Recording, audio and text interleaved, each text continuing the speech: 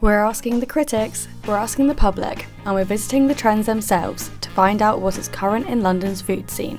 I think food trends are big. Yeah. Viral for a moment, they've got queues out the door, they need to get stuff in. Let's find out if the critics and public agree on the impact of these trends. I find trends quite cynical. Supernova is so aptly named, right? Because it exploded in popularity and now no one gives a monkeys. And it's gone right down. So smash burgers have been huge, and actually I prefer a smash burger to a big sort of novelty burger or anything silly like that.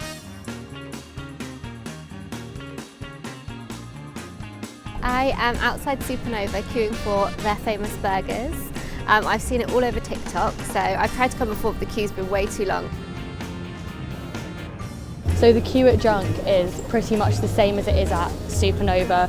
You can see there's a lot of people out there. It seems like this trend is still going. Food trends experts at Harrison Hayes have commented on the smash foods trend, highlighting its popularity, chaotic appeal, and personalisation that comes with flattening your burger.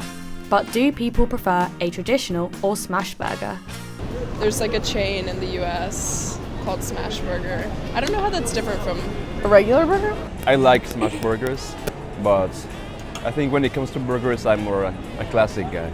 I do like a smash burger. I don't know that everything needs to be smashed. yeah. So what are we thinking about smashed foods, like smashed cucumber?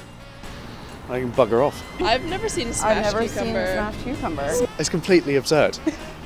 I think however short-lived or long-lived a trend is kind of tells you whether it's worth going for or not. I think the smash burgers will be around for a while. Whether you want to go to any of the above named is up to you. Our next viral trend doesn't seem to be too hot with our critics. I'm over fried chicken, bored of it. So, how many fried chicken restaurants do we need? They're opening, 10 a penny, and they all taste much the same.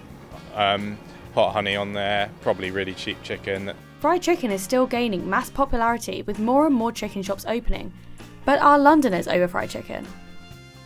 I don't like it when I leave somewhere and I want fried chicken and there isn't anywhere close by that does fried chicken. I mean, it's a very practical thing to it. Everybody likes chicken. I Yeah. like fried chicken, but I don't. That's another thing. I don't know if it needs to be Yeah. everywhere, but I think it's good.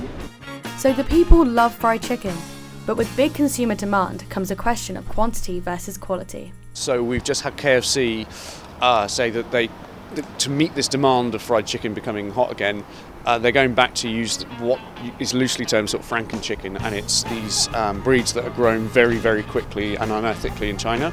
And they had previously pledged that they wouldn't do that, and they've renegated on that just to meet demands. I suppose I'm a bit suspicious of where some of these cheap opening up places are getting all of their ingredients from. I mean, I think if something's so widespread, it is Definitely good to think about. raises some questions. And I think sometimes the quality, it's definitely just like quantity over quality. I almost never question it, really. I think I should do it more often, but usually I don't. If you're drunk and you're looking for fried chicken, you're not bothered about whether it's free range. I don't think you should say that. But no, but it's true. Because you should be bothered, but you're not. I think we need to find a way to either accept smaller portions of better sourced food or accept that not every farming practice is perfect. The trends are useful for putting a spotlight on something like that. I think regenerative farming is very key. I think good sourcing is key. Interestingly, hot honey did at least expose the fact that most honey in UK supermarkets is fake. Hold on, another mention of hot honey. Hot honey. Hot honey. I really like hot honey. I'm pro hot honey. Let's quickly investigate. So hot honey has peaked in its searches in 2024 compared to the last 5 years. And it's just honey with chili in it. I don't like mixing sweet with salty, so I think I wouldn't like to do that. I mean, I do love fried chicken, contrary to what I said earlier. I'm over fried chicken, bored of it, but it doesn't need to be a kind of luxe. It's supposed to be a cheap dish, isn't it? I'm not that fussed by it, really. Just go to Morley's. Although the day-to-day consumer may not always have quality on their mind, we've seen how trends can be a force for good in highlighting sourcing of ingredients. Finally, we have the rising popularity of English and London classics.